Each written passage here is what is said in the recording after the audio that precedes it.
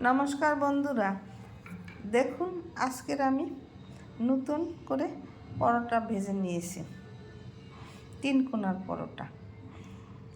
ময়দা নিয়েছি 1 কাপ, তারপর তার মধ্যে আধা চামচ লবণ দিয়ে, তারপর তেল 1 টেবিল চামচ দিয়ে সেটাকে তেলটা আর লবণটাকে মিশিয়ে তারপর অল্প অল্প জল দিয়ে ছেনে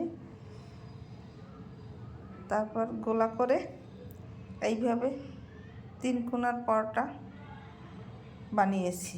অল্প অল্প তেলে ভেজে নিতে হবে। প্রথম পরোটাকে তেল ছাড়া ছেঁকে নিতে হবে, তারপর অল্প তেল দিয়ে ভাজতে হবে।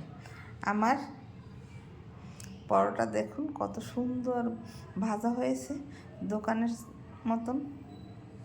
আপনারা এরকম ঘরে তৈরি করে খেতে পারেন। আমার পরোটা ভাজা হয়ে গেছে।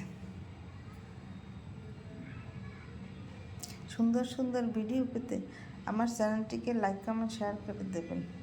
পুরো ভিডিওটা আমার ইউটিউব চ্যানেলে দেওয়া আছে, সেখান থেকে আপনারা দেখে নিতে পারেন। ধন্যবাদ।